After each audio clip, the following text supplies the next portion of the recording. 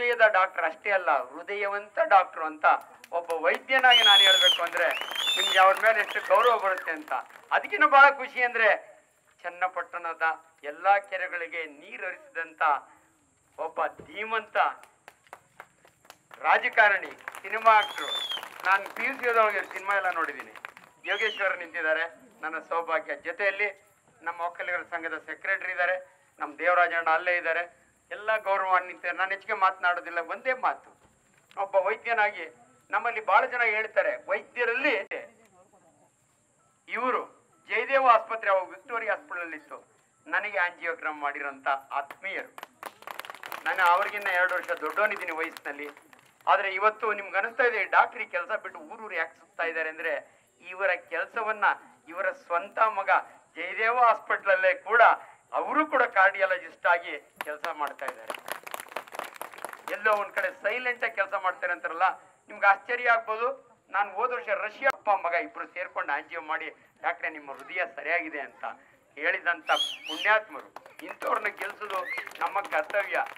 ಚೆನ್ನಾಗಿ ವಿಸಿಲ್ ಹೊಡಿತದೆ ಪಾಪ. ಇನ್ನೊಂದ್ಸರಿ ಹೊಡಿ ಮಗ. ಲವ್ಲಿ ಲವ್ಲಿ ವೈಟ್ ಖುಷ್ ಅಮ್ಮ. ಇನ್ನೊಂದು ಹೇಳಿದ್ರು, ಸೆಕೆ ಒಳಗೆ ಹೊಡಿಬೇಕು.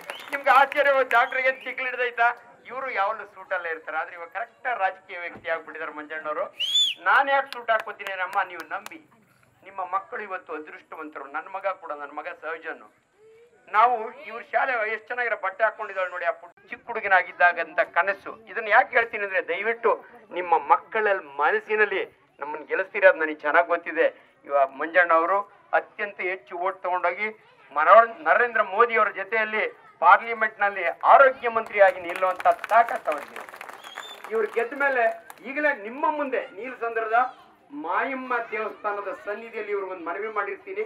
ಅವ್ರ ವಿಷಯ ಡೆಫಿನೆಟ್ಲಿ ನೆರವೇರಿಸ್ತಾರೆ. ಇವ್ರು ನೋಡಿ, ಬೆಂಗಳೂರಿನಾಗ ಒಂದು ಜಯದೇವ, ಗುಲ್ಬರ್ಗ ಒಂದು ಜಯದೇವ, ಮೈಸೂರಿನಾಗ ಒಂದು ಜಯದೇವ ಕಲಿಸಿ ಹೆಸರುವಾಸಿಯಾದಂತ ಡಾಕ್ಟ್ರು. ಇವರು ಗೆದ್ದು ಮಿನಿಸ್ಟರ್ ಆಗಿ ಬಂದ ತಕ್ಷಣ ಇವ್ರನ್ನ ಮನವಿ ಮಾಡ್ಕೊತೀನಿ, ದಯವಿಟ್ಟು ಬೆಂಗಳೂರಿನಲ್ಲಿ ನಮ್ಗೆ 4 ಜಯದೇವ ಬೇಕು. ದೊಡ್ಡಬಳ್ಳಾಪುರದಿಂದ ಬಂದವರು ಹೆಬ್ಬಾಳದ ಹತ್ರನೇ ಸತ್ತೋಗ್ತಾರೆ, ಮಾಗಡಿಯಿಂದ ಬಂದವರು ತಾವರೆಕೆರೆ ಹತ್ರನೇ ಸತ್ತೋಗ್ತಾರೆ, ಹಂಗಾಗಿ ಕನಕಪುರದಿಂದ ಬಂದವರು ಅಲ್ಲೇ ದಾರಿಗಳು ಸತ್ತೋಗ್ತಾರೆ. ಸರ್, ದಯವಿಟ್ಟು ನಾನು ಬೆಂಗಳೂರಿಗೆ ಕಟ್ಸಿಕೊಡಿ ಸರ್. ನಿಮ್ಗೆ ಮಾಡೋ ಕೆಪಾಸಿಟಿ ಅದಿದೆ. ನಿಮ್ಗೆ ಹೇಳುವಷ್ಟು ಹಿರಿತನ ನನಗೆ ಇಲ್ದಿದ್ರು ಕೂಡ, ವಯಸ್ಸಿನಾಗ ಹಿರಿಯ ಆದ್ರೂ ಕೂಡ ಅವರ ಮೃದು ಸ್ವಭಾವ ಪ್ರತಿ ವಾಟ್ಸಪ್ನಲ್ಲಿ ನೋಡಿ, ಇವತ್ತು ಅವ್ರ ಬಗ್ಗೆ ಇಷ್ಟು ಚೆನ್ನಾಗಿ ಮಾತುಗಳು ಬರ್ತವೆ ಅಂದ್ರೆ ನನಗೆ ಹೆಮ್ಮೆ ಅನ್ಸುತ್ತೆ. ಒಬ್ಬ ಪ್ರೊಫೆಷನಲ್ ಕೊಲೀಗಾಗಿ ನಾನು ಬಹಳ ಸೀನಿಯರ್ ಡಾಕ್ಟರ್ ಇದ್ದೀನಿ. ನೀವೆಲ್ಲ ಅಲ್ಲಿ ಬಂದಾಗ ಇಬ್ಬರು ಹೆಣ್ಮಕ್ಳು ನಿಂತಿದ್ರೆ, TV ಡಾಕ್ಟರ್ ಅಲ್ವಾ ಅವರು ಅಂದ್ರು.